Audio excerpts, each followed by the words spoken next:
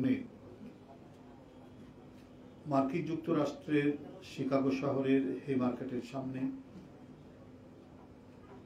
নিম্নতম মজুরি এবং শ্রমঘণ্টা ৮ ঘন্টা করার দাবিতে আন্দোলন চলছিল বেশ কিছুদিন আগে থেকে।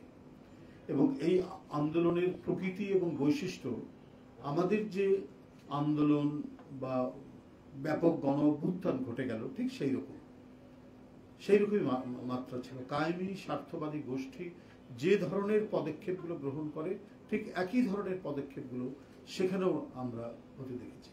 তাদের ছিল নিয়মতান্ত্রিক এবং যেটাকে আমরা গণতান্ত্রিক বলি সেই আন্দোলন। নিয়ম নীতি মেনে শ্রমিকরা ব্যাপকভাবে তাদের আন্দোলনের দাবি স্লোগানে মুখরিত করে হে মার্কেটের আশেপাশে।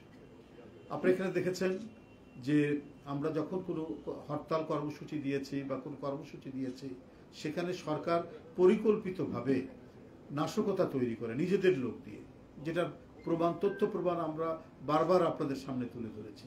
তো এই কায়েমি স্বার্থবাদীরা সেখানেও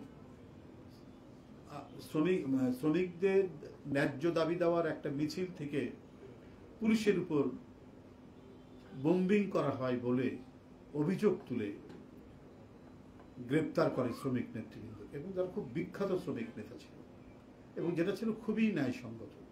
বলা হতো বিশেষ করে সেই সময় ইউরোপে, কারণ সেখানে তো শিল্প বিপ্লব ঘটেছে মার্কিন যুক্তরাষ্ট্র এবং ইংল্যান্ডে, বলা হতো যে শ্রমিকের বিছানা কখনো ঠান্ডা থাকে না, কারণ স্বামী যখন কাজের জন্য যাচ্ছেন তখন স্ত্রী কাজ থেকে এসে সেই বিছানায় ঘুমাচ্ছে। এই কারণে বলা হতো যে শ্রমিকের বিছানা কখনো ঠান্ডা হয়, অথবা তার শিশু সন্তানটি কাজে যাচ্ছে। এই ছিল শ্রমিকদের হাল হকিকত, এই ছিল তাদের মানবেতর জীবন। তো সেইখান থেকে এবং শ্রমঘণ্টারও কোনো শেষ ছিল না, 12 ঘন্টা, 14 ঘন্টা, 15 ঘন্টা, 16 ঘন্টা। তো সেইটা 8 ঘন্টা করার দাবিতে এবং নিম্নতম মজুরি নির্ধারণ করার জন্য এই আন্দোলন তীব্র থেকে তীব্রতর হয়। এবং সেই তীব্রতর করার ক্ষেত্রে এটিকে দমন করার জন্য ওই নাশকতার আশ্রয় বা নাশকতার কথা বলে সেখানে পুলিশের উপর বোমা বিস্ফোরণ ঘটিয়ে কয়েকজন পুলিশ মারা যায় এবং শ্রমিক নেতাদেরকে ধরে নিয়ে যাওয়া। দেখুন, এটা এতই ন্যায্য আন্দোলন ছিল যে পৃথিবীর বিভিন্ন বড় বড় কবি সাহিত্যিকদের মনেও নাড়া দিয়েছে। এবং যে শ্রমিক নেতাদের বিচার কার্য চলছিল সেই বিচার কার্যে এত অমানবিক যে পৃথিবীর আপনার মননশীল হৃদয়ও কেঁদে উঠেছিল। স্বয়ং ইংল্যান্ড থেকে বিখ্যাত মনীষী লেখক জর্জ বার্নার্ড শ অনুরোধ করেছিলেন আমেরিকার আদালতকে যে আপনারা এই শ্রমিক নেতাদের ফাঁসি দেবেন না, কিন্তু বার্নার্ড শর মতো এই ধরনের একজন কীর্তিমান মানুষের তারা শোনেননি, অনুরোধও তারা শোনেননি। সেই শ্রমিক নেতৃবৃন্দকে ফাঁসি দিয়েছিলেন। এবং এই যে ফাঁসি দিয়ে আন্দোলন দমনের যে প্রচেষ্টা, কিন্তু সেই প্রচেষ্টা তো সফল হয়নি। আমাদের দেশেও দেখেছি যে কত ধরনের আয়নাঘর, কত ধরনের গুম খুনের কত কর্মসূচি সেই কায়েমি স্বার্থবাদী সরকার করে, কিন্তু তো শেষ রক্ষা হয় না। এই যে শেষ রক্ষা হয় না যে ইতিহাস, সেই ইতিহাসটুকু ওরা ভুলে যায় এবং ভুলে যায় বলে বারবার রিপিট করে, বারবার এর পুনরাবৃত্তি হয়। এবং সেই পুনরাবৃত্তি আমরা এখানেও দেখেছি এবং সেই পুনরাবৃত্তির জোরেই আমরা দেখেছি ইতিহাসে যে স্বৈরাচারের যে পতন হয় সেই পতনও আমরা লক্ষ্য করেছি। সেই জন্য আমি বলেছি যে ঊনবিংশ শতাব্দীর হে মার্কেটে শ্রমিকদের যে আন্দোলন এবং আমাদের এখানে বৈষম্য বিরোধী যে আন্দোলন হয়েছে দুনিয়া কাঁপানো, যে এটার মধ্যে চরিত্র এবং বৈশিষ্ট্যের মধ্যে কোনো আমরা পার্থক্য দেখিনি, বরং প্রায় সমগোত্রীয়। বন্ধুরা, বৈশাখের খরতাপের মধ্যে আমাদের আমন্ত্রণে আপনারা উপস্থিত হওয়ায় কৃতজ্ঞতা জানাচ্ছি। সাংবাদিক বন্ধুগণ, আগামীকাল বৃহস্পতিবার 1 মে ঐতিহাসিক মহান মে দিবস, বিশ্ব স্বীকৃত আন্তর্জাতিক শ্রমিক দিবস। 1886 সালে আমেরিকার শিকাগো শহরের হে মার্কেটে শ্রমিকদের রক্তস্নাত আন্দোলনের মাধ্যমে অর্জিত আন্তর্জাতিক শ্রমিক দিবস পালনের জন্য বাংলাদেশের সর্বকালের শ্রেষ্ঠ শ্রমিক শহীদ রাষ্ট্রপতি জিয়াউর রহমান বীর উত্তম প্রতিষ্ঠিত বাংলাদেশ জাতীয়তাবাদী শ্রমিক দল আগামীকাল দুপুর 2 ঘটিকায় নয়া পল্টন বিএনপি কেন্দ্রীয় কার্যালয়ের সামনে শ্রমিক সমাবেশ করবে।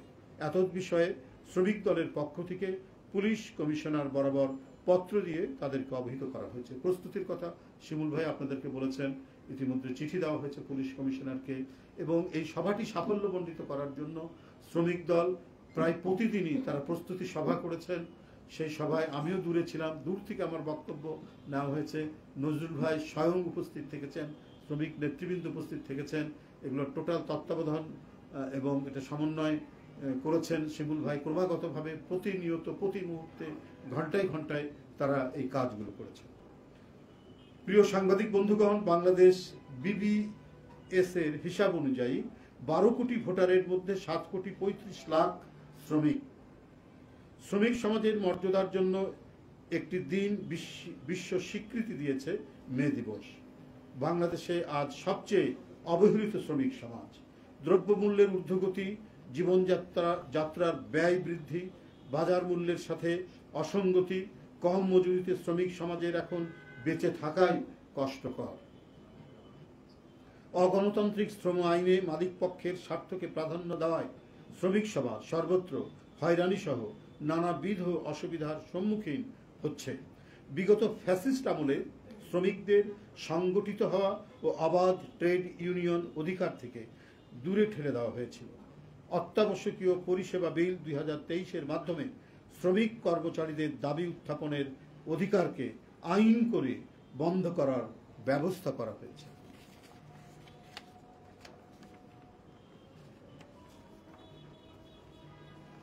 সাংবাদিক বন্ধুগণ, ফ্যাসিস্ট আমলে 2023 সালের 28শে অক্টোবরে ঢাকার মহাসমাবেশের প্রাক্কালে সমাবেশ ও আন্দোলনকে নস্যাৎ করার অংশ হিসেবে হাজার হাজার বিএনপি ও শ্রমিক দল নেতাকর্মীদের গ্রেপ্তার করা হয়েছিল।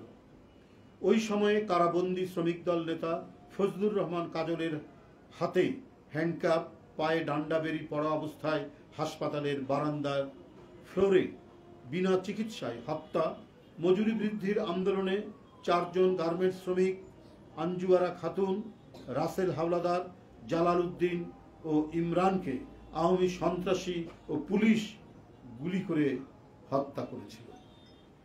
সাংবাদিক বন্ধুগণ, গত 5ই আগস্ট 2024 ফ্যাসিস্ট খুনি হাসিনা পতনের পর ভিন্ন এক প্রেক্ষাপটে বাংলাদেশে মহান মে দিবস পালিত হবে। আজান দিচ্ছি, আজানের জন্য আমরা 1 মিনিট মাত্র।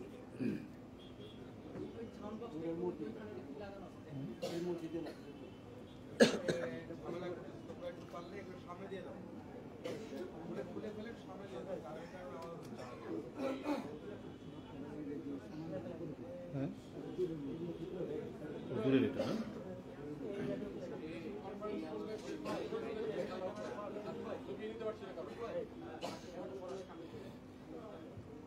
বৈষম্য বিরোধী ছাত্র শ্রমিক জনতা, এটা আমাদের কাছের মসজিদ, অনেক দূরের মসজিদ।